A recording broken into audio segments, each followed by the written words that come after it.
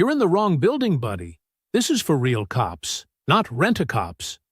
Without slowing, Officer Bryce Lennox flipped a creamer cup over the man's head. White liquid ran down his hair as laughter exploded from the window table. In the doorway, Sergeant Frank Nolan watched with a satisfied smile. Captain Jeremy Cole, the man at the table, didn't move. He didn't flinch or raise his voice. Instead, he quietly reached for a napkin and wiped his face with the unhurried calm of someone who had already decided exactly how this week was going to end. The laughter only grew louder. They mistook his calmness for weakness.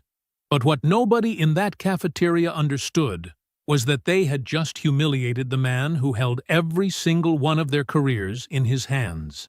Before continuing, comment where in the world you are watching from and make sure to subscribe, because tomorrow's story is one you can't miss.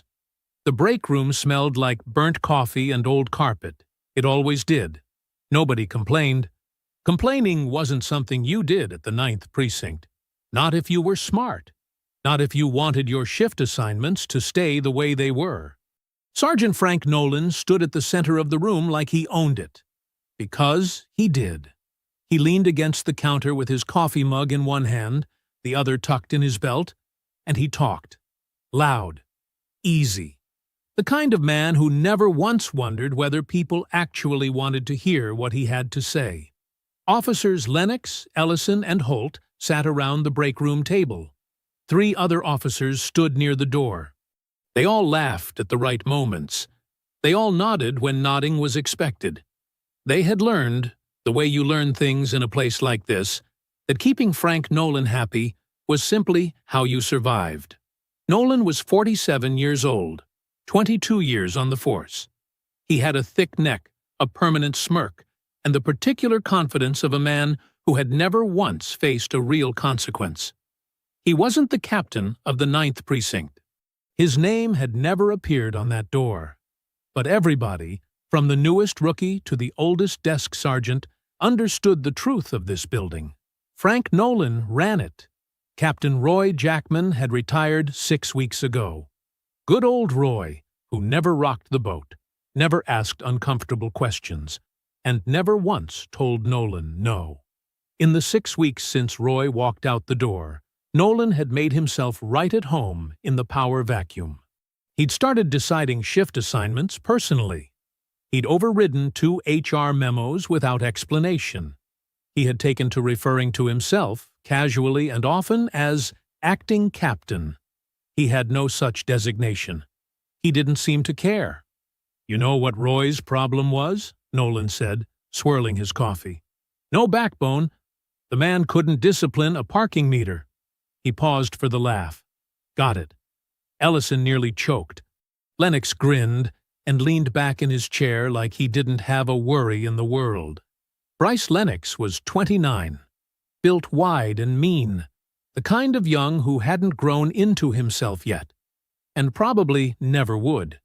He had found Nolan early in his career and attached himself like something that doesn't let go. Nolan liked having Lennox around. He was useful that way.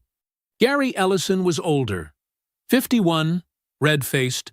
The bitterness baked so deep into him that it had stopped looking like bitterness and started looking like personality.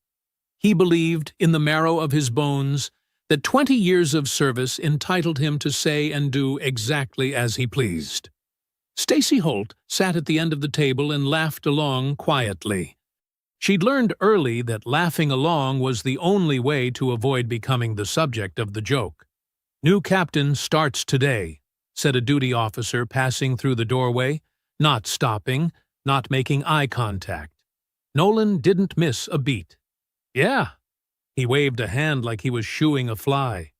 "I know." He had done his homework on Jeremy Cole the same way he did his homework on all of them. Pulled the file, read it twice, looked for the weaknesses.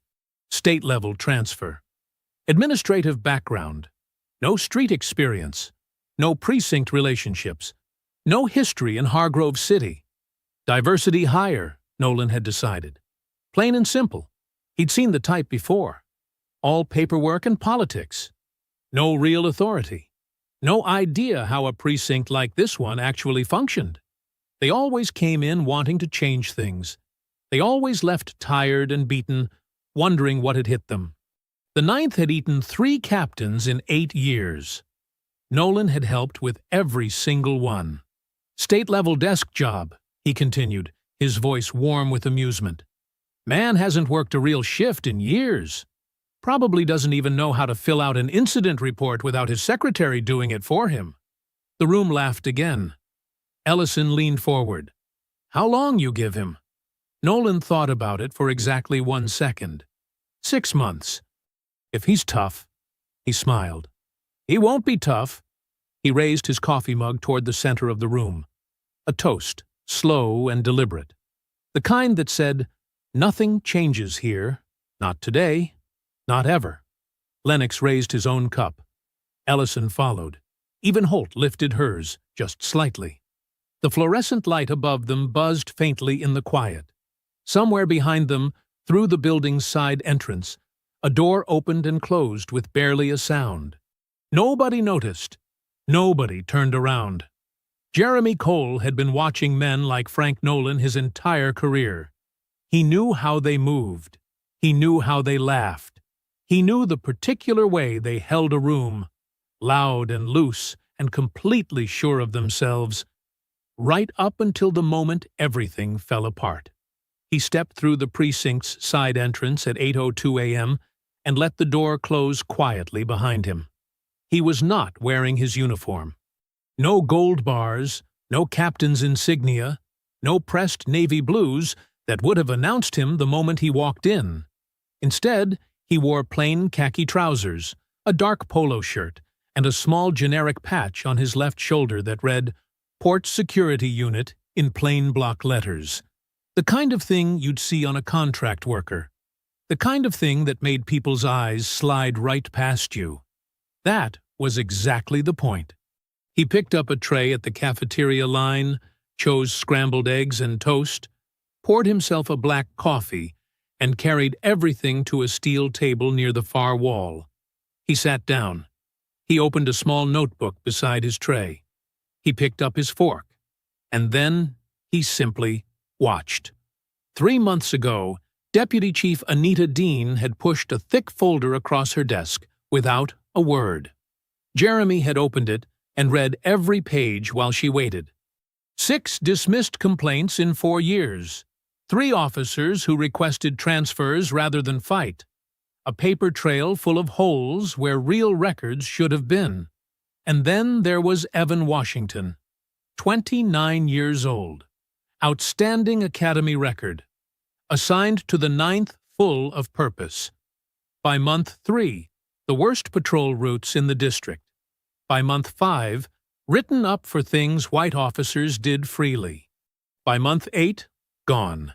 2-sentence resignation letter and a man who boxed up his uniform and tried to forget everything. Jeremy closed the folder slowly and looked up. Dean hadn't touched her coffee since he walked in. Tell me about him, Jeremy said. Not the file. Tell me what the file doesn't say. She looked at the window briefly, then back at him. Frank Nolan is not stupid. That's the first thing you need to understand. He looks like a loud, small man, and that makes people underestimate him. They stop paying attention. That's exactly what he wants. She folded her hands on the desk. He has spent 22 years building a network inside that precinct. Officers who owe him favors. Officers who are afraid of him.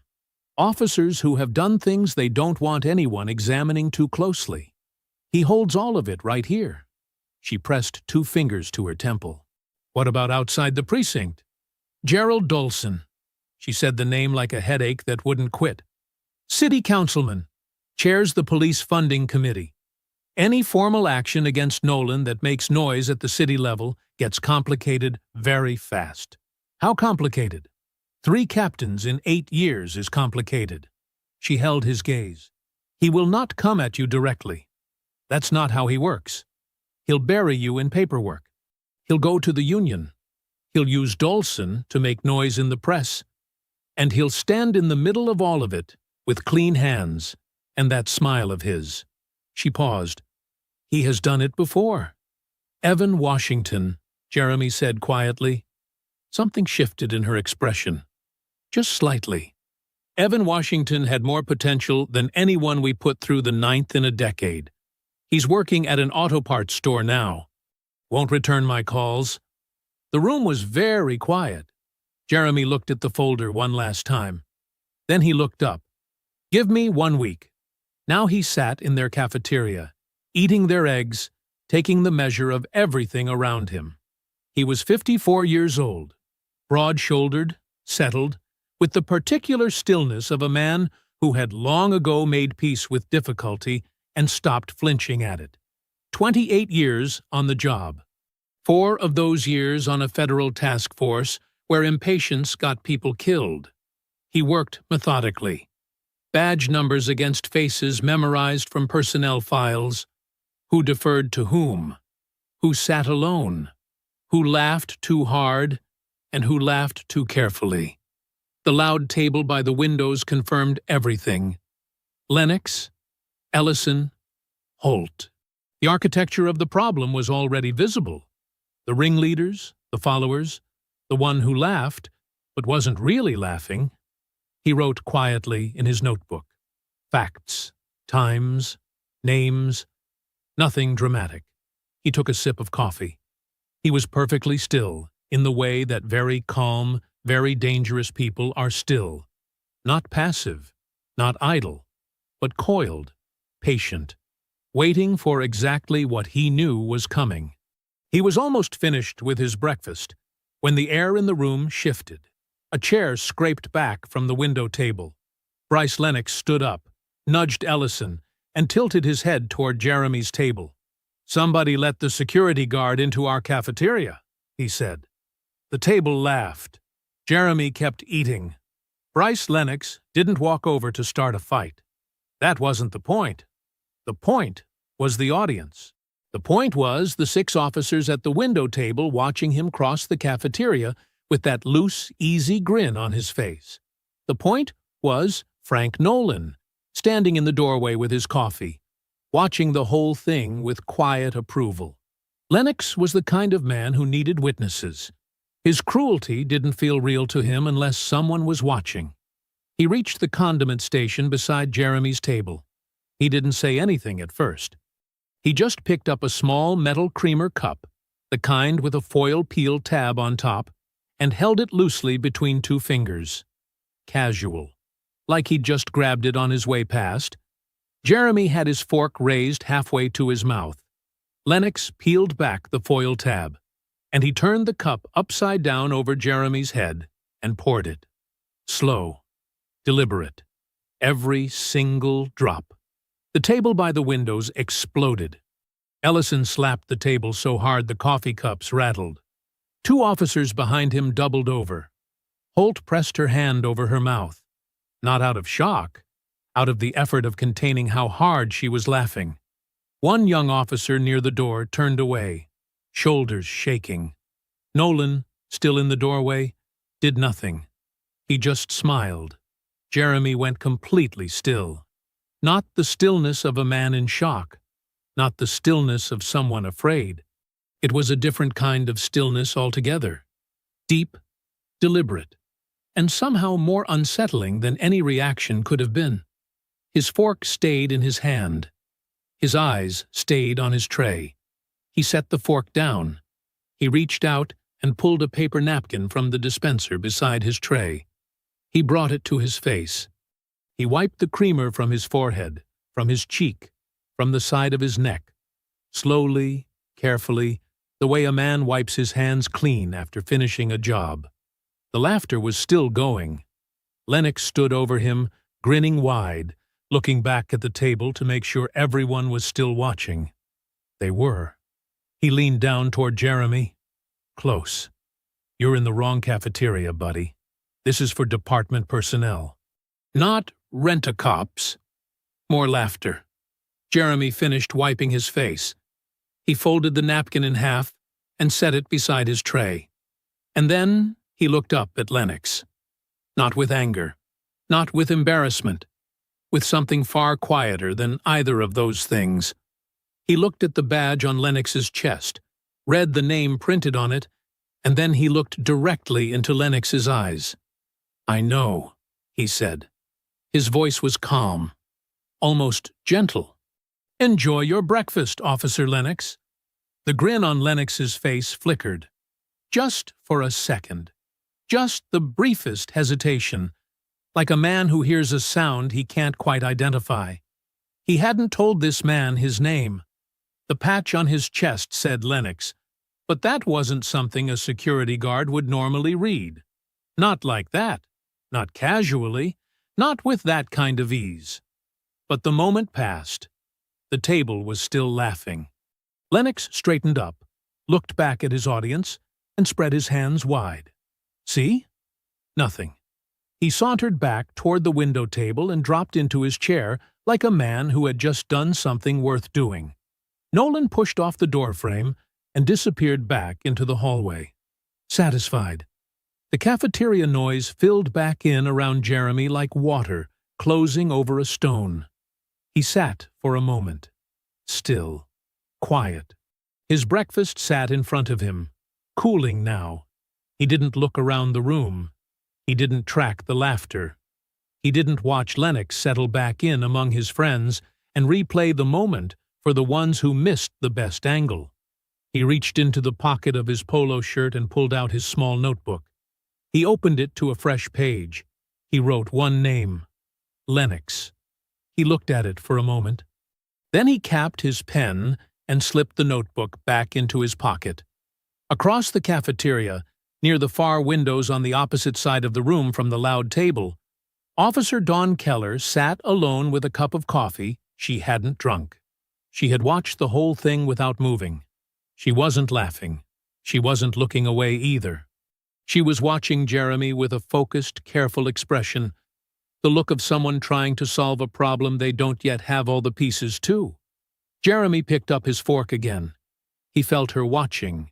He glanced up briefly and met her eyes across the room.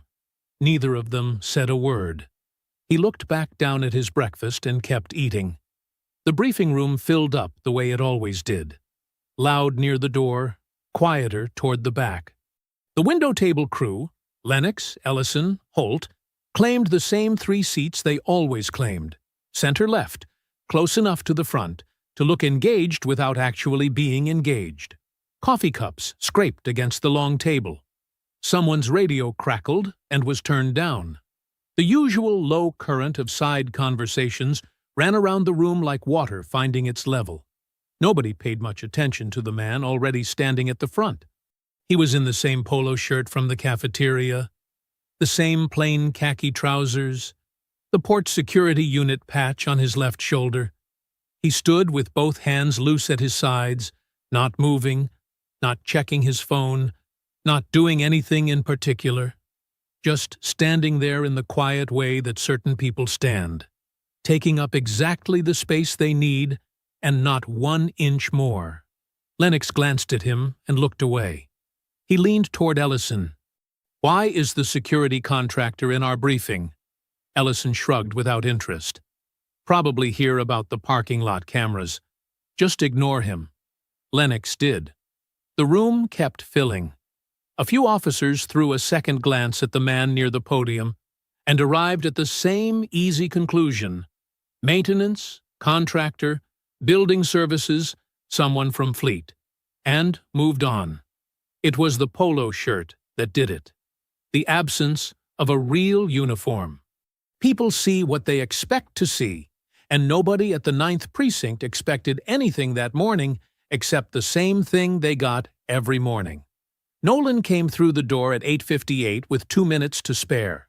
He did a brief scan of the room the way he always did, checking attendance, checking posture, confirming the order of things, and his eyes moved across the man at the front without stopping. He set his coffee down. He pulled out the chair at the head of the table. He was just about to sit when the door opened again. The room changed immediately. Not because of a sound or a word. It changed the way a room changes when someone walks in who outranks everyone present. A quiet, involuntary shift, like a current running beneath the floor. Side conversations stopped mid-sentence. Someone straightened in their chair. Someone else put their phone face down. Deputy Chief Anita Dean walked to the front of the room in full-dress uniform, shoulders back, eyes forward, and stood beside the man in the polo shirt. Nolan's hand was still on the back of his chair. He didn't sit down. Dean did not look at him. She did not look at anyone in particular. She stood and waited, and the waiting itself was a kind of pressure, clean and steady and completely controlled. She had clearly done this before. She was clearly not in a hurry. The room reached full silence in about 10 seconds. Lennox's eyes moved to the man beside her. Back to Dean. Back to the man again. He found himself looking more carefully this time, at the way he stood, at the particular quality of his stillness, at the fact that he was meeting nobody's gaze because he didn't need to, because he was completely, entirely unbothered by any of this. Something cold moved through Lennox's chest. He thought about the cafeteria, the creamer cup, the way the man had looked up at him, not scared, not embarrassed, just steady. The way he had said Officer Lennox, like he had always known the name, like it was already filed somewhere inside him, already recorded. "Enjoy your breakfast, Officer Lennox." Lennox's jaw tightened. Ellison leaned forward slightly in his seat, elbows on the table. Holt had both hands wrapped around her coffee cup and was staring at the surface of the table. Nolan stood very still beside his chair. Dean let the silence run exactly as long as she wanted it to. Then she spoke. "Officers of the 9th Precinct." Her voice was unhurried and clear. The voice of a woman who had never once needed to repeat herself. "I'll keep this brief." She turned slightly toward the man beside her. "After a thorough selection process conducted over the past 3 months, the 9th Precinct has a new commanding officer, effective as of this morning." She paused. 1 beat. 2. Captain Jeremy Cole. 28 years of distinguished service. Former liaison to the FBI Organized Crime Task Force. 3 department commendations for integrity in command. She let that land. "Many of you," she continued, and something in her tone shifted just slightly. Not warmer exactly, but more deliberate. "Have already had the opportunity to meet him this morning."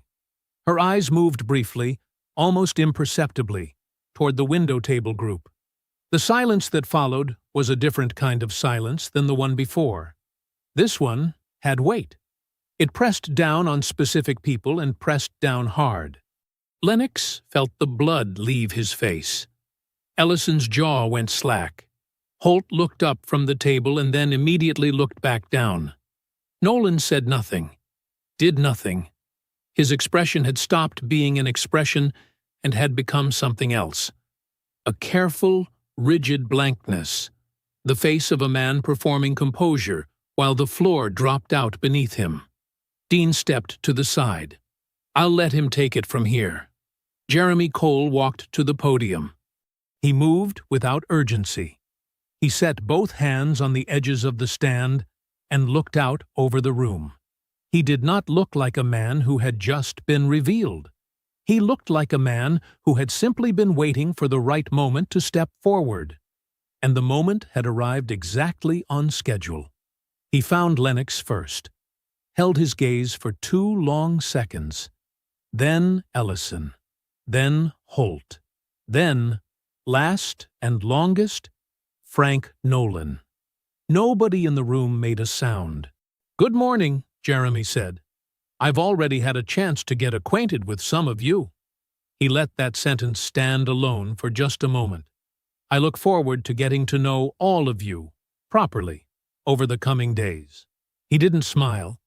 He opened the folder in front of him and moved directly into the briefing.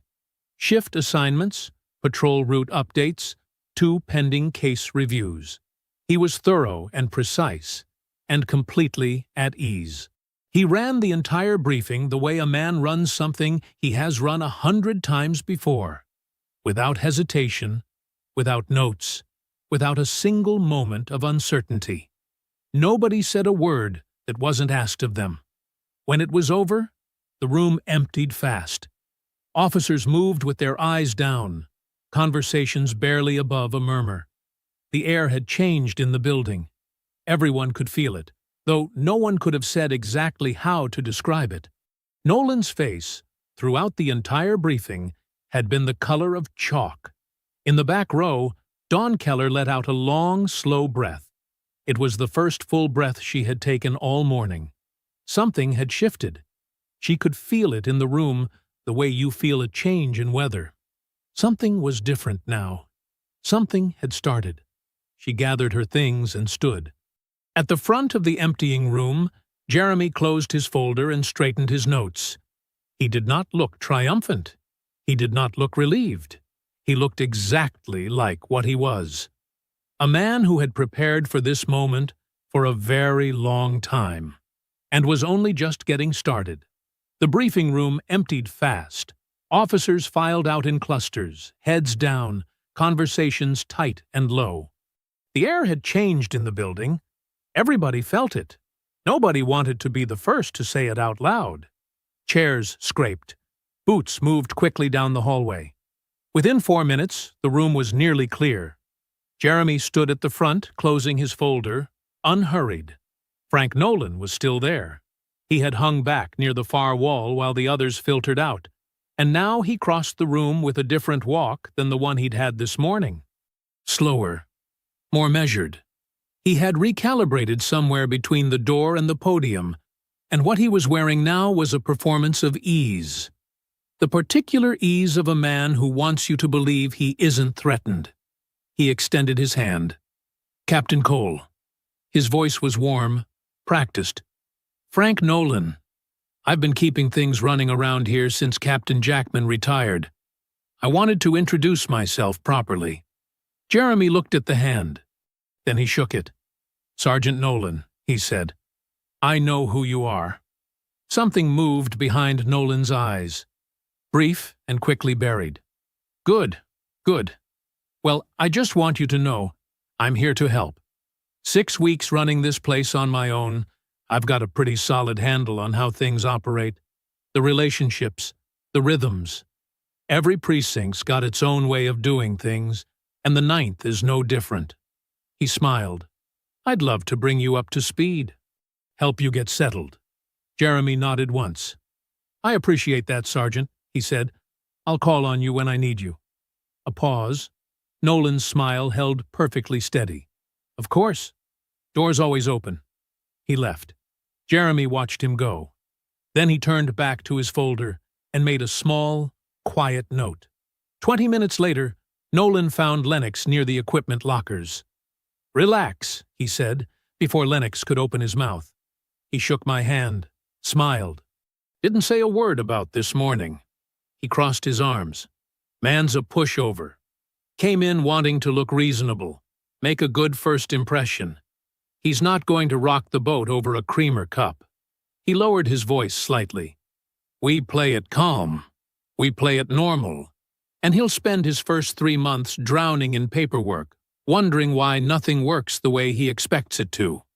Just like the others." Lennox exhaled. Nolan clapped him on the shoulder and walked away. He was smiling again. At 2:00 p.m., Jeremy opened his office door and leaned into the hallway. "Officer Keller." Dawn looked up from her desk. Around her, 2 other officers glanced over briefly, then back at their work. "My office, please."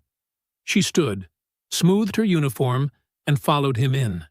He closed the door behind her. The blinds on the interior window were already angled shut. She stood near the door, hands at her sides, waiting. Jeremy went to his desk. He opened the bottom drawer, lifted out a thick manila folder held shut with 2 rubber bands, and set it on the desk between them. "Sit down, Officer Keller." She sat. He nodded at the folder. She leaned forward and pulled the rubber bands off and opened it. She went still. Inside was everything. Photographs of incident reports. Dated complaint forms with big red dismissed stamps across the top. Personnel records with notes in the margins. A full timeline stretching back 6 years. Evan Washington's file, complete and flagged with a yellow tab. Transfer requests. Pattern analyses. Names she recognized. Dates she recognized. Things she had seen firsthand and convinced herself nobody was documenting. All of it. Documented. "I've been building this for 3 months, Jeremy said, "before I ever set foot in this building. This morning was part of that." He paused. "You watched what happened in the cafeteria." It wasn't a question. "Yes," she said quietly. "I need someone on the inside who knows this precinct. Someone who has seen what I've documented and can confirm it from direct experience." He slid a second, smaller document across the desk. "That is a formal internal affairs cooperation agreement. It protects you legally and places your testimony on an official record." Dawn looked at the document, then up at him. "They'll know," she said. "If I start talking, Nolan will figure it out." "Yes," Jeremy said. "Eventually. That's why the case has to be airtight before he does." She looked down at the agreement. "How long have you been doing this?" she asked. "Coming into places like this?" "This is my 4th posting like this one," he said simply. "I've never lost." She picked up the pen. Through the angled blinds, just barely visible, Frank Nolan stood motionless in the bullpen outside, watching the closed office door. His smile was completely gone. Tuesday morning came in gray and cold. Jeremy arrived at 7:30 a.m., 30 minutes before the first shift. He made coffee in his office, reviewed the duty roster, and had 3 case files open on his desk before most of the building had their coats off. He moved through the precinct the way he always did, quietly, attentively, missing nothing. Frank Nolan watched him do all of this, and then Nolan got to work. It started small. That was how Nolan always started. By 8:15, the precinct's internal mail routing had been quietly adjusted. Administrative reports that should have landed directly on Jeremy's desk were now cycling through a secondary processing step, an extra approval layer that Nolan had inserted into the system under the guise of streamlining the transition period. The result was a backlog, not a dramatic one. Not the kind anyone could point to and call a sabotage. Just enough friction to keep Jeremy buried in paperwork for hours every day. By 9 hours, Nolan had made 2 phone calls to the precinct's union representative, a soft-spoken man named Zachary Phillips, who owed Nolan 3 favors and knew it. The calls were casual, friendly, the kind of conversation that doesn't sound like anything until you understand what's being planted. Nolan suggested gently that Jeremy's Monday morning cafeteria visit, arriving unannounced in plain clothes, observing officers without identifying himself, might be worth examining from a protocol standpoint. "Just raising questions," he told Phillips. "Just making sure the union is aware." Phillips said he'd look into it. Nolan hung up satisfied. By 10 hours, he had found Lennox. "Listen to me carefully," Nolan said, voice low, back to the wall in the equipment corridor. "He didn't write you up yesterday. That means one of 2 things. Either he's letting it go, or he's saving it." He held Lennox's gaze. "Either way, you do not apologize. You do not acknowledge Monday morning in any form. You didn't do anything wrong. You encountered an unidentified individual in a staff-only space and responded accordingly. That's the story. And if he brings it up directly?" "He won't," Nolan said. "Not yet. He's playing the long game, so we play longer." What Nolan didn't see was what was happening on the other side of the building. Jeremy had scheduled individual orientation meetings with every officer in the precinct. 31 people over 2 days, 15 minutes each, framed as a simple introduction. Getting to know the team. Understanding the precinct's needs. The kind of thing a new captain does. That was how it looked from the outside. From the inside, each meeting was something else entirely. Jeremy sat across from every officer with the same calm, open expression and asked the same careful questions. About their experience at the Ninth, about what was working, about what wasn't, about what they wished leadership understood. Most of the senior officers gave him nothing. Polite, closed, practiced. They had learned to give nothing. But the junior officers were different. A 26-year-old named Officer Tanya Morris came in for her 15 minutes and left after 40. She spoke carefully at first, then less carefully, then not carefully at all. She described her first 6 months at the Ninth in a steady voice with her hands clasped tight in her lap. Missed promotions with no explanation. A formal complaint she had filed 8 months ago that she'd never received a response to. A shift schedule that seemed designed to isolate her. Jeremy listened without interrupting. He took quiet notes. He thanked her when she finished and told her she had done the right thing. She looked at him like she wasn't sure she believed that yet. She was the 4th officer to give him something real. By the end of Tuesday, she was one of 8.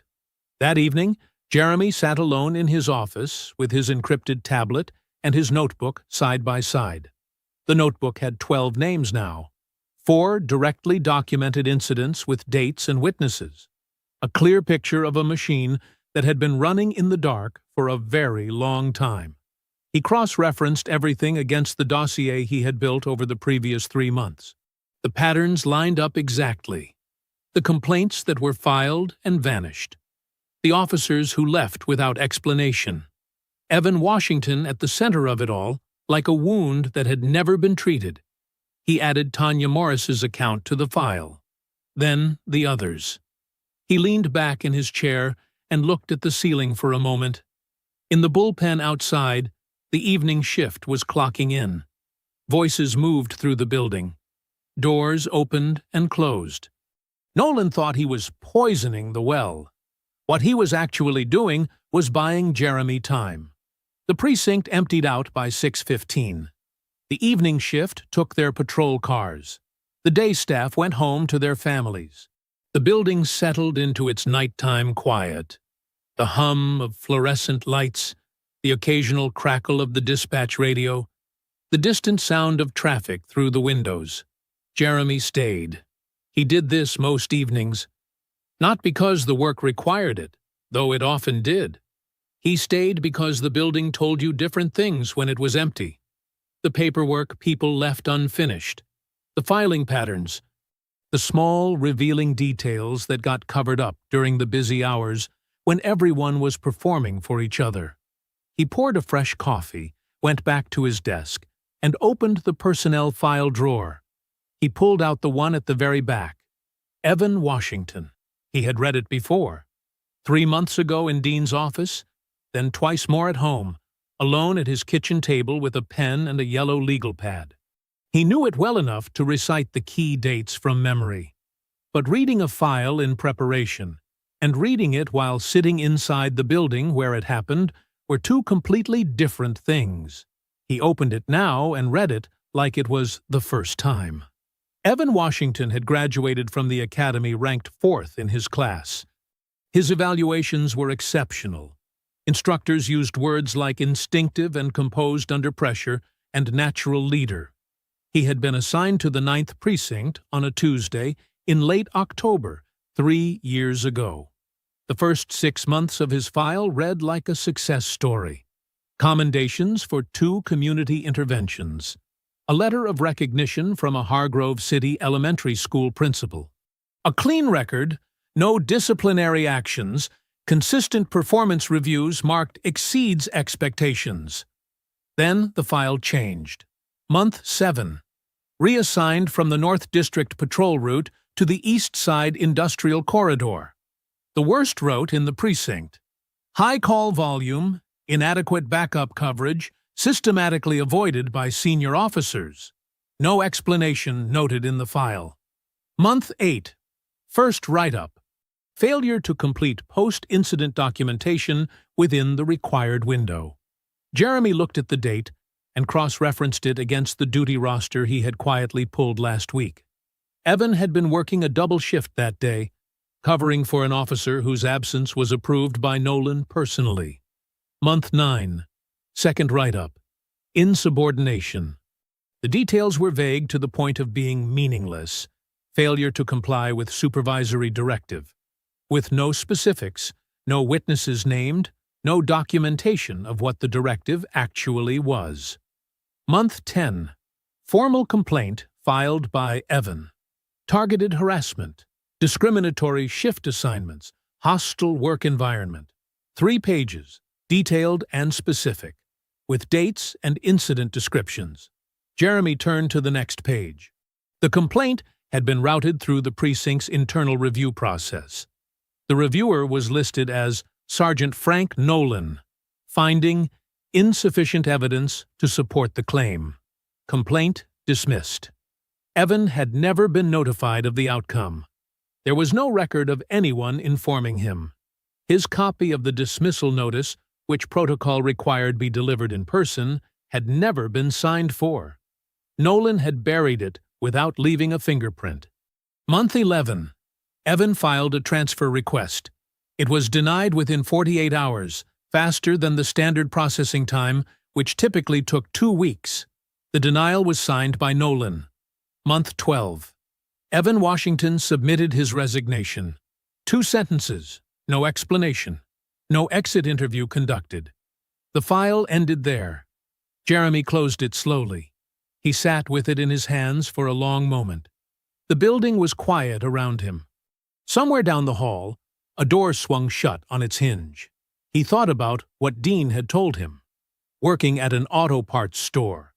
Won't return my calls. He thought about a 29-year-old man who had wanted this, who had been 4th in his class, who had gotten a letter from an elementary school principal, who had put his uniform in a box and tried to pretend the whole thing hadn't happened, because fighting it felt like throwing himself at a wall that didn't move. Jeremy set the file on the desk. He picked up his pen and turned to a fresh page in his notebook. He wrote Evan's name at the top. Beneath it, he began a clean, organized summary of every documented incident. Dates, file references, cross-references to other officers' accounts. Precise. Thorough. The kind of documentation that couldn't be dismissed. He thought about calling Evan tonight. He decided against it. The case wasn't strong enough yet. Bringing Evan in too early meant exposing him before the protection was fully in place. When he called, the ground needed to be solid. He owed Evan Washington that much. He worked until 9:02 p.m. Then he locked the file in his desk, turned off the light, and walked out through a building that had no idea what was coming. Wednesday morning arrived with a hard frost. Jeremy was at his desk by 7:15. He ran the morning briefing at 8:30. Clean, professional, no drama. He assigned 2 patrol rotations, reviewed an open case file with a junior detective, and spent the next 2 hours conducting the final orientation meetings with the last group of officers he hadn't reached yet. He was back at his desk by noon. He was reading through a stack of misdirected administrative reports, the ones Nolan's rerouting had delayed, when his phone rang. It was Dean. "Turn on the news," she said. "Channel 4. Frank Nolan made his call from the precinct parking lot at 8:05 a.m. Not from his desk, not from his personal office, from the far corner of the lot, near the equipment bay, where the outdoor cameras didn't reach. He stood with his back to the building and his collar turned up against the cold, and he dialed Gerald Dolson's private cell phone number. Dolson picked up on the second ring. "We have a problem," Nolan said. He talked for 11 minutes. He laid it out carefully. Cole's appointment, the cafeteria setup, the individual officer meetings that were clearly not just orientation sessions. He told Dolson about the cooperation agreement he suspected was circulating. He told him about Don Keller spending 45 minutes behind a closed door with the new captain on day 1. "I need noise," Nolan said. Public noise.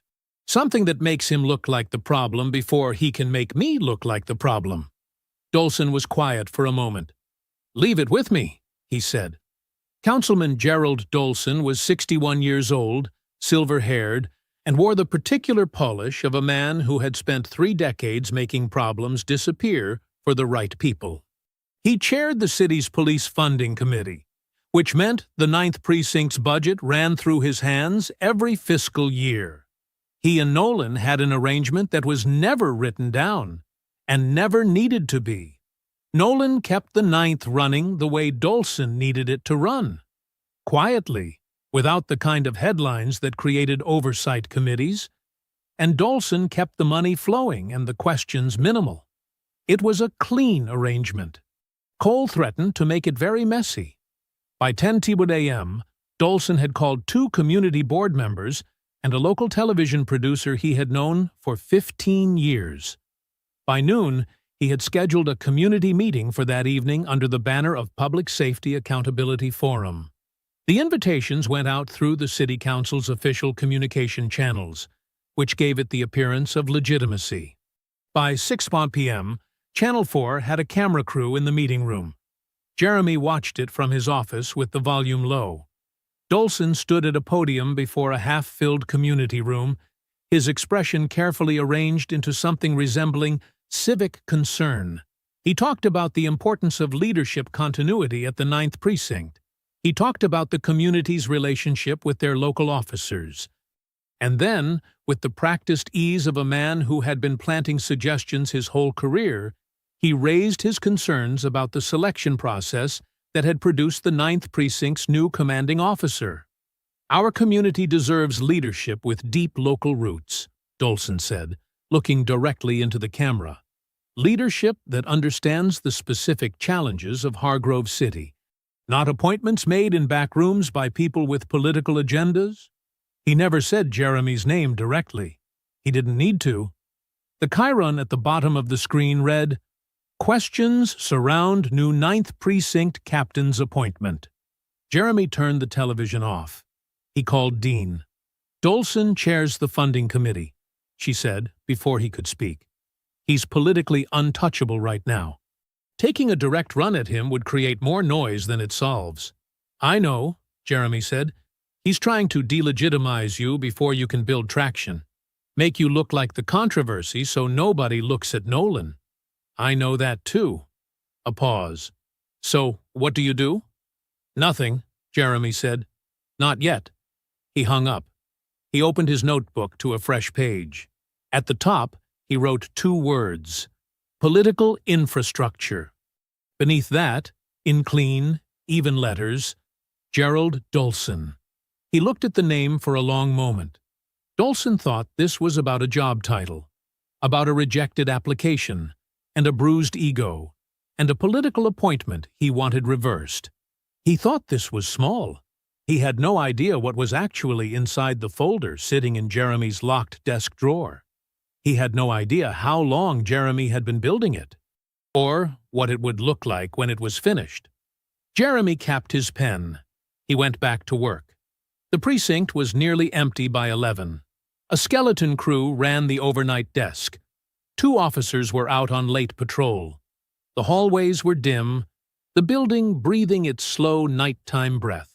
The hum of servers in the equipment room, the distant squawk of the dispatch radio, the occasional creak of the old heating system working against the cold.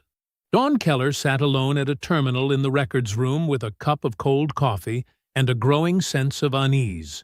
Her authorized access to the precinct's historical complaints database had been granted at Jeremy's request, quietly processed through official channels that afternoon. On paper, she was conducting a routine records audit, the kind of administrative task that nobody looked twice at. In practice, she was working her way backward through 6 years of filed complaints, cross-referencing dismissal dates, reviewer signatures, and routing logs. Every thread led to the same place. Every single one. She had been at it for 2 hours when she heard footsteps in the hallway. She minimized her screen without thinking about it. The footsteps passed. She exhaled. She was reaching for her coffee when she noticed the light. Nolan's office was directly across the hall from the records room. It was always locked. She had never once seen that door open when Nolan wasn't physically present. But right now, at 11:34 p.m. on a Wednesday, the door was standing open 3 inches, and the desk lamp inside was on.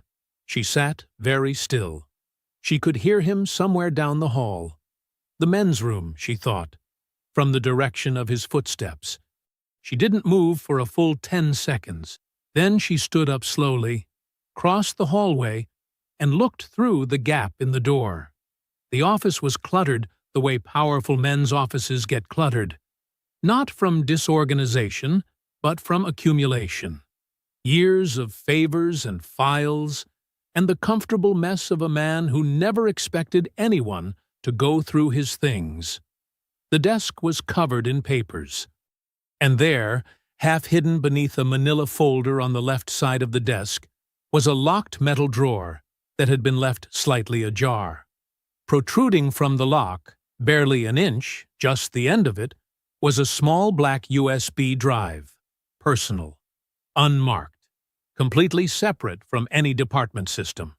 Dawn's heart was beating very fast. She did not touch the door. She did not step inside. She pulled her phone from her pocket, angled it through the gap, and took 3 photographs. The drawer, the drive, the full desk in context.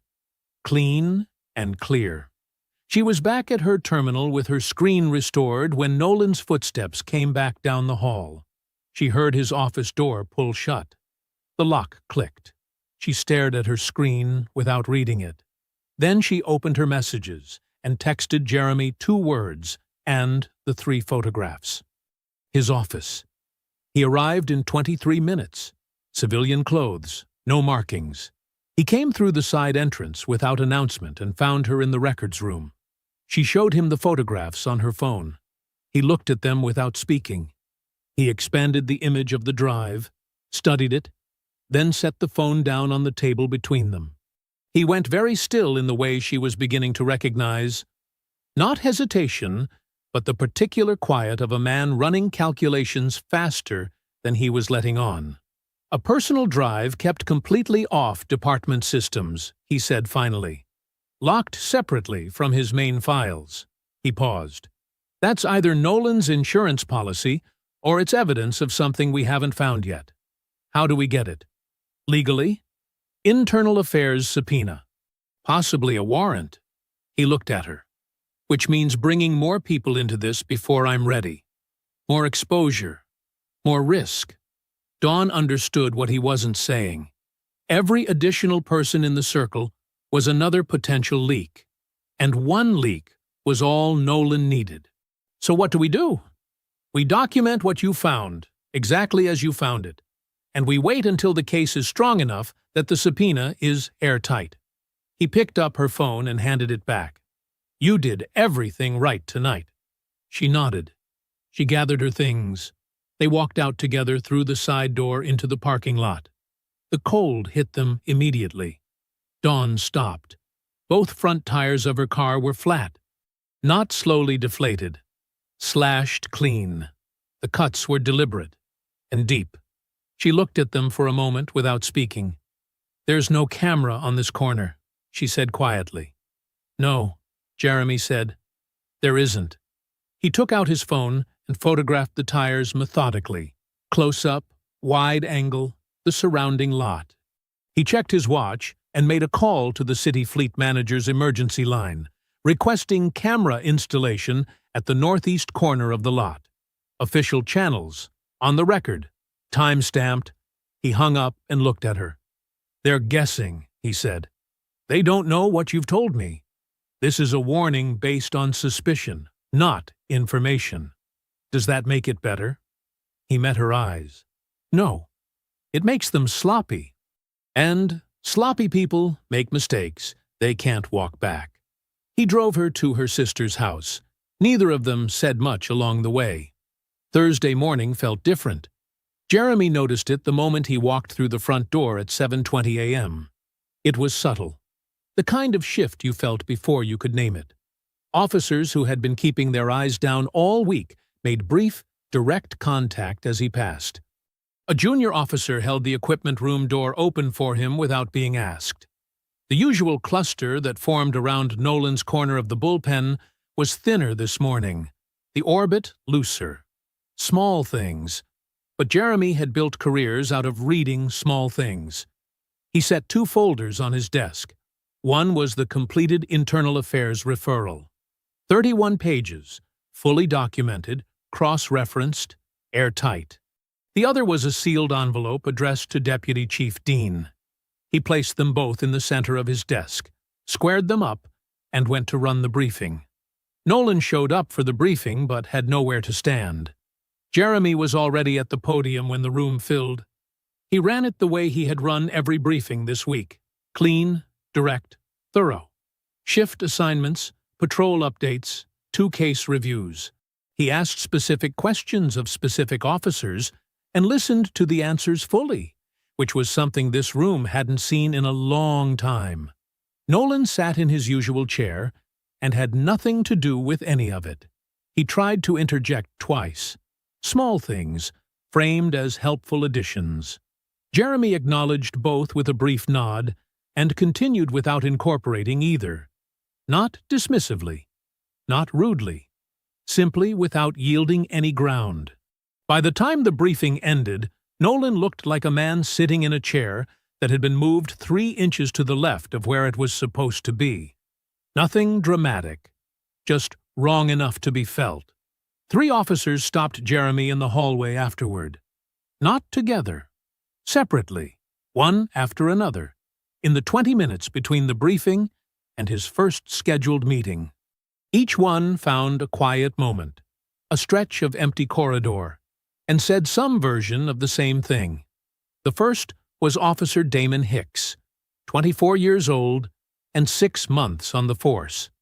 He stopped Jeremy near the water fountain and spoke quickly, quietly, like a man who had been working up to this for days. He described a pattern of assignments deliberately designed to set him up to fail.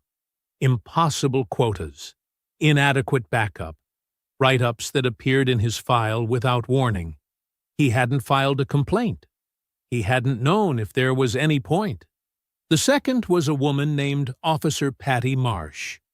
10 years on the force, the last 4 at the 9th. She handed Jeremy a folded piece of paper, a copy of a complaint she had filed 2 years ago, personally routed to Nolan, never heard of again. She had kept her copy because something had told her to. The third said only 3 sentences, asked for nothing, and walked away. Jeremy added all of it to the file. Dean arrived at noon. She came without announcement, through the back entrance, in plain clothes, a gray coat and a leather portfolio under her arm. Jeremy met her in his office and closed the door. He slid the referral across the desk. She read it the way she read everything, thoroughly, without expression, turning each page with the same controlled attention. It took her 22 minutes. Jeremy drank his coffee and waited. When she finished, she closed the folder and set it flat on the desk. She looked at him.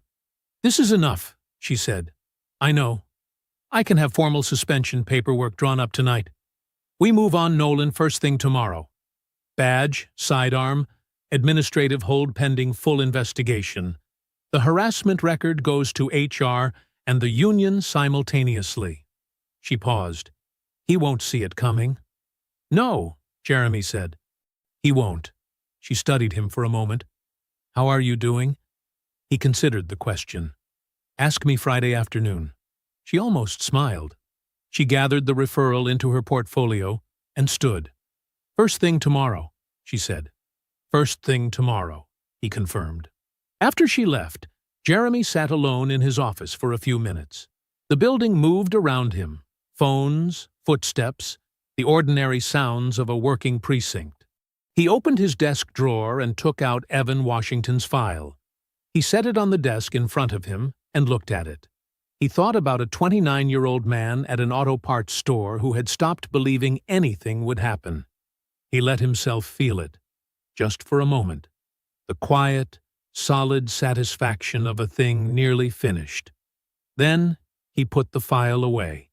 He sealed the referral envelope. He locked it in the bottom drawer of his desk and turned the key. Outside the glass, across the bullpen, Frank Nolan stood completely motionless, watching the office door. Jeremy turned off his desk lamp and went back to work. Jeremy's phone rang at 9:47 p.m. He was still at his desk. The building was dark except for the lamp in his office and the blue glow of the overnight dispatch terminal down the hall. He had been reviewing Dawn's photographs of the USB drive one more time, thinking about timelines, thinking about warrants, thinking about how much longer he needed before the net was fully closed. He looked at the screen. Dean. He picked up. Jeremy. Her voice was different, clipped, controlled in the specific way of someone who had received very bad news and was managing it with both hands. We have a problem. He set down his pen. Tell me. She talked for 9 minutes. He listened without interrupting. He sat completely still in his chair with one hand flat on the desk, and his eyes fixed on the middle distance, processing everything she said with the same careful attention he gave to everything. Not reacting, not catastrophizing, just taking it in. The structure of what had happened became clear quickly. Nolan had moved first. Sometime between the morning briefing and noon, he had contacted Councilman Dolson. Dolson had spent the afternoon working his connections at the city level, calling in debts, applying pressure through channels that never appeared in any official record. By 6 p.m., the Deputy Commissioner's office had quietly signed a bureaucratic restructuring order. The Internal Affairs Unit assigned to receive Jeremy's referral had been pulled and reassigned to a district reorganization project. Administrative language, buried in routine paperwork, signed on a Thursday afternoon when nobody was paying close attention. The replacement unit, Dean said. It's the North Side Division. They have a history with the 9th. Jeremy knew what that meant. He had read those records too. 3 complaints referred to Northside IA in the last 4 years. 3 findings of insufficient evidence. Clean as a whistle, every time. There's more, Dean said. Of course there was. Someone tipped Nolan about the referral. I don't know who and I don't know when, but he knew it was coming. A pause. He filed a formal union grievance this afternoon. Claims your Monday observation, arriving in plain clothes, failing to identify yourself as commanding officer, constituted deliberate psychological manipulation and created undue stress for department personnel. The room was very quiet. He's calling it entrapment, she said. He's calling my first day on the job entrapment, Jeremy said flatly. He's calling it whatever word makes the union move fastest. Another pause, heavier than the last. Jeremy, Ellison and Holt have signed supporting statements. 4 officers total. The grievance is already filed. Jeremy closed his eyes for exactly 2 seconds. Then he opened them. The union is backing it? The union is reviewing it, which at this stage means the same thing. And Dolson... She stopped. Dolson's brother-in-law is the deputy commissioner. There it was, the full shape of it. Not just Nolan, not just Dolson. The deputy commissioner himself, connected by blood and aligned by interest, signing the paperwork that surgically removed the one channel designed to receive everything Jeremy had built. By tomorrow morning, Dean continued, Dolson will be on the news calling for a formal review of your appointment. The union will be citing the grievance publicly.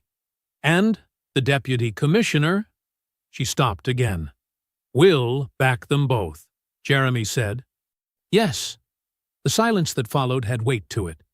Jeremy looked at the sealed envelope in his desk drawer. 31 pages, 6 years of documented abuse. Every complaint, every suppressed transfer, every name, every date. All of it real, all of it thorough. all of it completely useless without a legitimate channel to receive it. Nolan hadn't beaten the evidence. He had beaten the system that was supposed to process it. "Go home," Dean said quietly. "Get some rest. We'll figure this out tomorrow." "Yes," Jeremy said. "Good night, Anita." He hung up. He sat in the lamplight without moving for a long time. The building was silent around him. The referral envelope sat in the locked drawer 12 inches from his right hand. The same envelope he had sealed with such quiet satisfaction just hours ago, certain that tomorrow morning would be the beginning of the end. He had been right about that, just not in the way he had expected. He reached over and turned off the desk lamp. In the darkness of his office, in an empty building, with a case that could not currently be filed, Jeremy Cole sat very still and thought. He thought for a long time. Then he picked up his phone and scrolled to a number he had not dialed yet. Evan Washington. His thumb hovered over the screen. He pressed call. Evan Washington picked up on the fourth ring. His voice was thick with sleep, and something older than sleep. A wariness that had settled into him the way things settle when they've been there long enough to stop feeling like a choice. "Hello? Evan?" Jeremy kept his voice quiet and steady. "My name is Jeremy Cole. I'm the new captain at the 9th Precinct." Silence. Not the silence of a man who had fallen back asleep. The silence of a man who had gone very still on the other end of the line. "I've read your file," Jeremy continued. "All of it. Every complaint. Every write-up. Every date." He paused. "I know what they did to you in that building." The silence stretched another few seconds. Then Evan Washington said, "I wondered when somebody would call." They talked for 2 hours.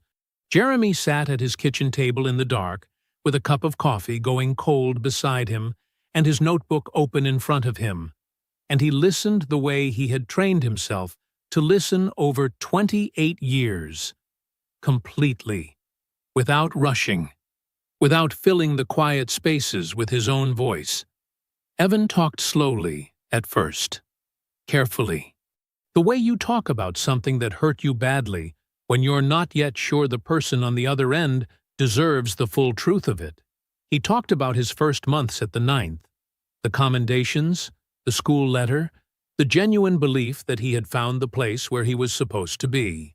Then he talked about what came after, the patrol reassignments, the write-ups that appeared in his file like ambushes, the complaint he filed in month 10 that vanished without a response, the transfer request that came back denied in 48 hours, the morning he sat in his car outside the precinct for 45 minutes and then drove home instead of going in. "I kept journals," Evan said. Jeremy looked up from his notebook. "What kind of journals?" "Personal ones. Dated entries. Every incident, every conversation, every time something happened that I knew was wrong." A pause. "I wrote them because I didn't know what else to do with it. I couldn't sleep. I'd come home and write it all down just to get it out of my head." His voice was flat and factual, the voice of a man describing something he had processed 1,000 times already.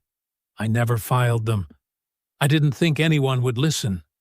"I'm listening," Jeremy said. Another silence. Longer this time. "I have a daughter," Evan said. "She's 4. Her name is Amara." He stopped. "I need you to tell me this is real. That something is actually going to happen this time and I'm not just—" "It's real," Jeremy said. "But I need to ask something difficult." "Ask it." "I need you to come back to the building. Not tonight. Tomorrow morning. In uniform." He waited. "I know what I'm asking." The silence on the other end was the longest yet. "You want me to walk back in there?" Evan said quietly. "Yes." "In front of all of them?" "Yes." Jeremy heard him breathe. Once, slowly, in and out. "Tell me what you have," Evan said.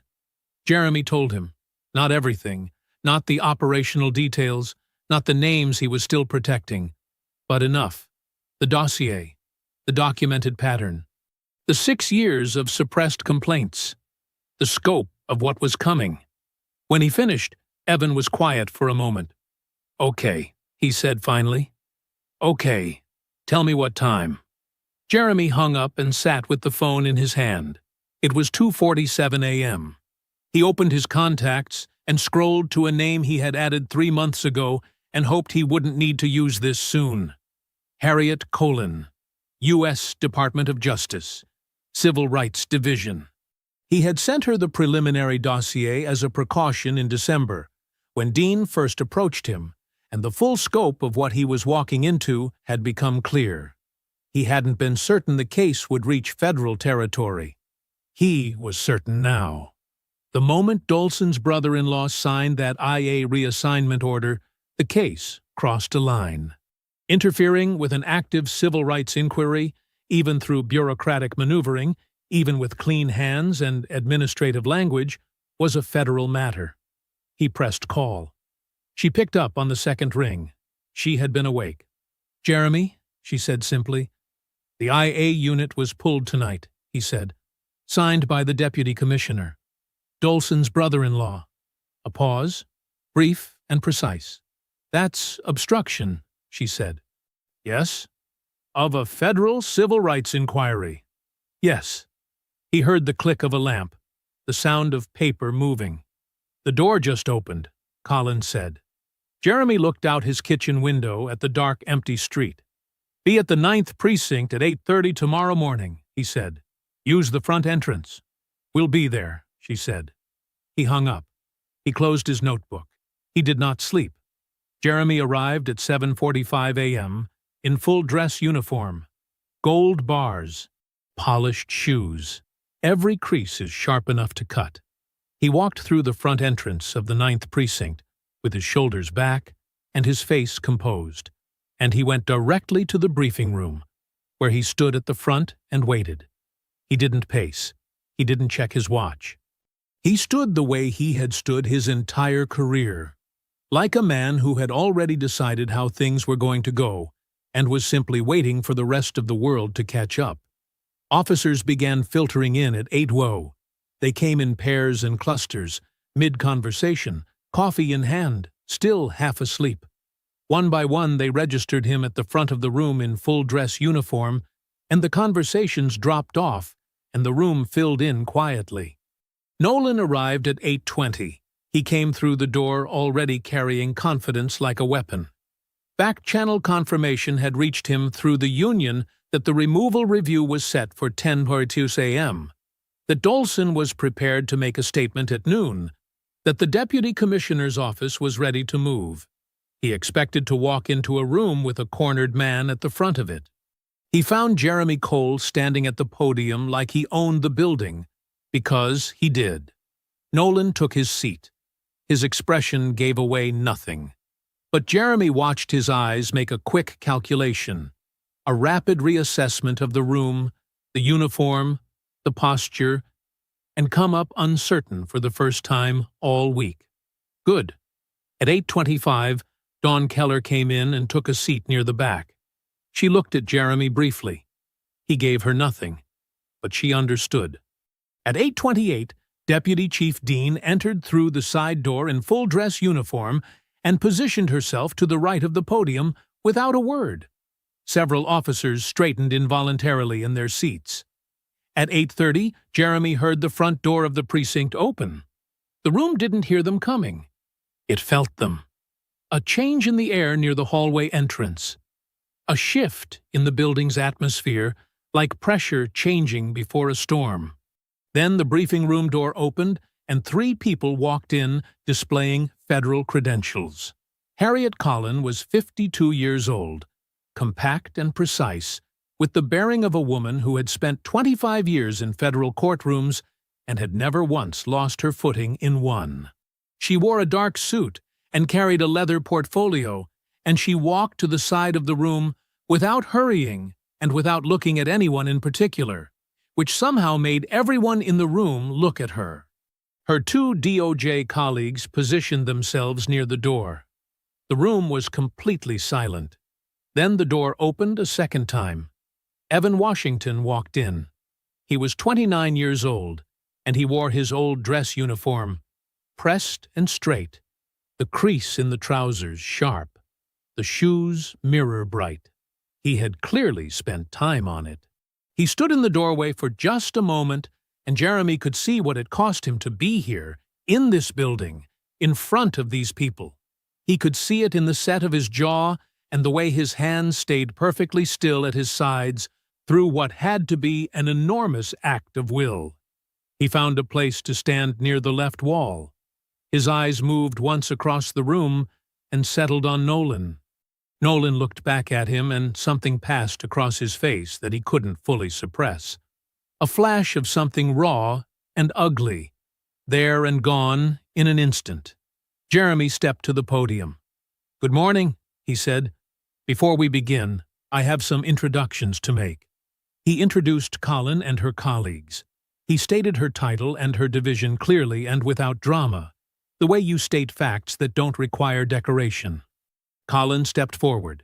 "The Department of Justice Civil Rights Division has opened a formal federal investigation into this precinct," she said. Her voice was measured and absolute.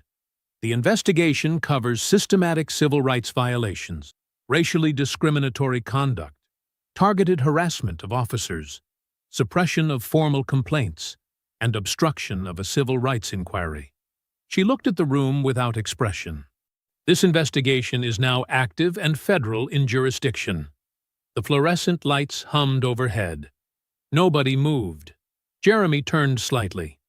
"Officer Washington," he said quietly, "would you like to say anything?" Evan Washington looked directly at Frank Nolan.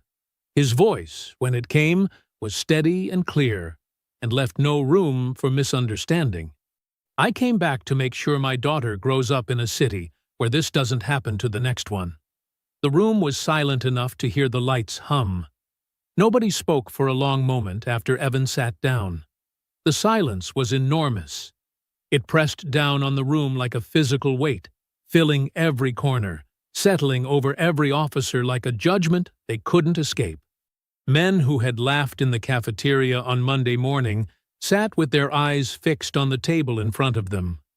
Men who had signed their names to Nolan's grievance without a second thought stared at the wall like they were looking for a door that wasn't there. Nobody looked at Nolan. Nolan looked at nothing. Deputy Chief Dean stepped forward. She held a single sheet of paper in her right hand. She moved to the front of the room with the slow, deliberate pace of someone who understood that speed would rob this moment of what it deserved. She had waited a long time for this. She was not going to rush it. "Sergeant Frank Nolan." The name landed like a stone dropped in still water. Nolan looked up. His face had gone somewhere that faces go when every defense a man has built over 22 years collapses at the same moment. A rigid, terrible blankness, like a building the second after the walls come down and before the dust has settled. He was performing composure. His body was betraying him anyway. "Effective immediately," Dean said, her voice filling every inch of the room. "You are placed on administrative suspension, pending the outcome of the federal civil rights investigation opened this morning by the Department of Justice. You will surrender your badge and your sidearm before leaving this building." She stopped speaking. The room waited. Nolan stood. The movement was slow and stiff, like a man whose body had aged 10 years in the last 10 minutes. He straightened his jacket with both hands. A habit, muscle memory. Something to do with his hands while the room watched. He reached to his belt and unclipped his badge and stood there for just a moment, holding it in his palm. 22 years. He set it on the table. The sound it made, that small, flat, metallic click against the surface, was the loudest thing in the room. Several officers flinched at it without meaning to. He unholstered his sidearm. He cleared it with the mechanical efficiency of long practice and placed it beside the badge. His hands were shaking, both of them. A fine, uncontrollable tremor that ran from his wrists to his fingertips, and did not stop. He stepped back from the table. He straightened his jacket again, that same useless gesture, his hands needing somewhere to go, and he walked toward the door. His back was straight. His face was empty. He didn't look at Lennox. He didn't look at Ellison. He didn't look at Holt, who had laughed the loudest on Monday morning and was now staring at her own hands in her lap like she didn't recognize them. He didn't look at Evan Washington. But he passed within 4 feet of him on the way to the door. Evan didn't move, didn't speak, stood absolutely still with his hands at his sides and watched Nolan pass with an expression that carried 3 years of a man's life in it. 3 years of the worst kind of quiet. The kind that settles over you when you've been told, over and over, by the weight of institutional silence, that what happened to you didn't matter. It mattered. The door swung shut behind Nolan with a sound like a period at the end of a very long sentence. Harriet Collins stepped forward. She opened her portfolio with both hands and looked at the room, not searching for anyone, not avoiding anyone, just looking. The look of a woman who had walked into many rooms like this one and understood exactly what they were. Officer Bryce Lennox. Lennox looked up from the table, and for one unguarded second, his face was completely open. Stripped of the grin, stripped of the performance, stripped of everything that Monday morning had been built on. What was underneath it was something much smaller than the man who had stood over Jeremy with a creamer cup and an audience at his back. You are hereby formally charged with conduct unbecoming an officer, assault under color of law, and violation of the civil rights of a commanding officer. Collins' voice didn't rise or fall. It didn't need to. Every word was a wall. These charges have been filed with the Department of Justice and are supported by documented evidence, time-stamped records, eyewitness accounts, and the sworn statement of Captain Jeremy Cole. You are suspended without pay effective immediately. You will surrender your credentials before leaving this building. Lennox's mouth opened. Something started to come out of it. A protest. A reflex. The last automatic reach for a world where he could still talk his way out of something. The look on Collins' face stopped it cold. He stood up. His fingers fumbled with the badge pin. Once, twice, 3 times before it came free. He set it on the table with a hand that couldn't quite hold steady. He didn't look at Jeremy. He looked at nothing, the same way Nolan had looked at nothing, the same vacancy that descends on men when the thing they built their identity around is taken away in front of witnesses. He walked out. The door swung shut again. Ellison and Holt came next. When Collins spoke their names, Ellison's jaw worked like a man trying to chew through something too hard for his teeth. He was informed that his signed statement, the one he had put his name on without hesitation to help bury a captain who had done nothing wrong, had been flagged as potential evidence of coordinated retaliation against a commanding officer. Federal evidence now, in a federal case. His face collapsed through 3 expressions in 4 seconds. Holt said nothing. She sat with both hands flat on the table, pressing down like she needed to feel something solid, and she stared at a fixed point on the wall, and she did not cry, but it was close. She had laughed. She had sat at that table on Monday morning, and she had laughed, and she had known on some level, the way you always know, even when you choose not to, that it was wrong. Now the bill had come. The consequences reached City Hall before noon. Councilman Dolson's attorney called at 10:43 with language that made Dolson sit down mid-sentence. Federal obstruction. Not a city matter. Not something managed quietly through a funding committee over lunch. The IA reassignment, the move Dolson had been so proud of, so certain was clean, had been identified in the federal case file, and it was sitting in front of people who did not owe Gerald Dolson anything at all. He canceled the press conference. He did not return calls for the rest of the day. By 11:15, the Deputy Commissioner's office released a 4-sentence public statement of full support for the DOJ investigation. His brother-in-law's name did not appear in it. The briefing room emptied slowly, like water finding its way out. Junior officers filed past Jeremy with expressions he hadn't seen from them all week. Something open, something cautious, but real. A few made eye contact. One nodded. One, a young officer Jeremy recognized from his orientation meetings, stopped briefly beside Evan Washington on the way out and said quietly, "I'm glad you came back." Evan looked at him for a moment. "Me too," he said. Dawn Keller was last.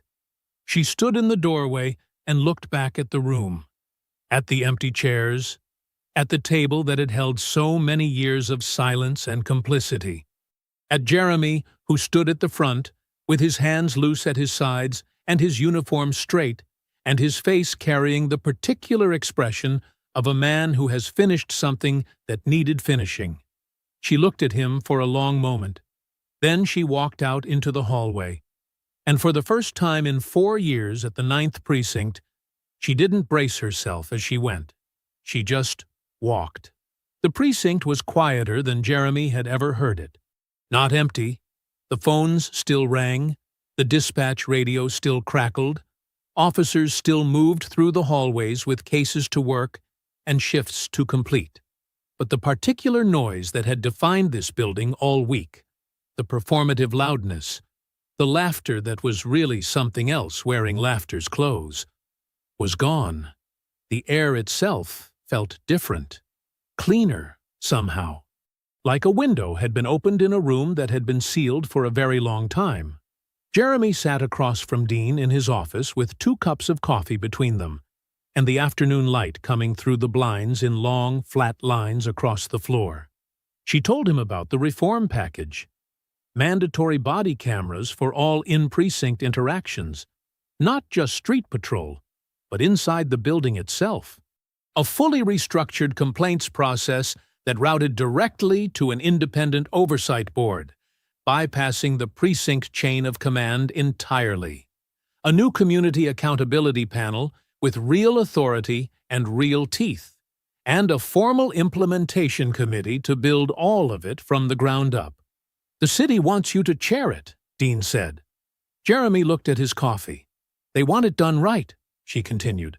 "And they know what right looks like now." He nodded slowly. She opened her portfolio and set a single page on the desk between them. He looked at it without picking it up. 5 officers who had filed transfer requests from this precinct withdrew them this week, she said. Voluntarily. No prompting. He read the names on the page, all 5 of them. He recognized every one, from orientation meetings, from hallway conversations, from the careful, frightened way they had moved through this building at the start of the week, including Dawn Keller. He sat with that for a moment. "That," he said quietly, "is the whole win. Right there." Dean looked at him. "The federal case, the suspensions, the charges, that's not the win. That's the consequence," Jeremy said. "The win is the 5 people who decided to stay." She was quiet for a moment. Then she closed her portfolio and stood. "Get some rest this weekend, Jeremy." "Yes, ma'am," he said. She almost smiled. He found Dawn at her desk 20 minutes later. The bullpen was half full, the afternoon shift settling in. He stopped beside her desk and waited until she looked up. "My office," he said. 2 minutes. She came in, and he closed the door and remained standing. He didn't go behind the desk. He stood in the middle of the room and looked at her directly. "What you did this week," he said, "is formally noted in the federal record. Your cooperation, your courage, and your judgment. All of it on record." She absorbed that with a short nod. "There's something else," he said. He pulled a single sheet from his desk and held it out to her. "I'm recommending you for the detective track. This is the formal application." She took it. She looked at it for a long moment. "I want to be clear," Jeremy said. "This is not a reward for what you did this week. I've watched you for 5 days. The way you think, the way you move through a situation, the way you read people." He paused. "You should have been on this track 2 years ago." Dawn looked at the page. She pressed her lips together for a moment. "My mother," she said finally, "is going to lose her mind." Something moved across Jeremy's face that was almost, not quite, but almost, a smile. "Tell her she raised someone worth bragging about," he said. At 1:30 p.m., Jeremy carried a lunch tray from the cafeteria line and walked to the far end of the room. He sat down at the steel table near the far wall. The same table, the same seat. The tray in front of him, the notebook beside it, the coffee black and hot. Everything was exactly as it had been on Monday morning, except the creamer cups at the condiment station, and the sound of the room and the weight of the air, and the fact that Frank Nolan was not standing in the doorway watching with a smile on his face. Jeremy set his fork down beside his tray and looked at the table for a moment. 5 days. He picked up his fork. The cafeteria door opened, and Dawn Keller walked through with her own tray. She crossed the room without being asked, without ceremony, and sat down across from him. She didn't explain herself. She didn't need to. They sat in comfortable silence. Then the door opened again. Officer Damon Hicks stood in the entrance with his lunch tray, 24 years old and 6 months on the job, looking at Jeremy with the particular uncertainty of a young man who wasn't sure of the rules of a world that had just changed. He had not laughed on Monday morning. He had not signed his name to anything. He had sat in orientation and spoken carefully and honestly, and hoped, in the quiet way that young people hope, that someone was actually listening. Jeremy looked up. "Plenty of room, Officer Hicks," he said. Hicks crossed the cafeteria and sat down. 2 more officers followed him through the door a moment later. Officer Tanya Morris, who had spent 40 minutes in Jeremy's office telling the truth about her first 6 months at the 9th, and a young officer named Marsh, who had handed Jeremy a folded piece of paper in the hallway on Thursday and asked for nothing in return.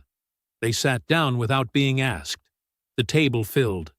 Jeremy looked at it for just a moment, at the faces around him, at this ordinary steel table in this ordinary cafeteria, in a building that had, 5 days ago, been a place where cruelty had a uniform, and silence was the price of survival. He picked up his fork. He ate.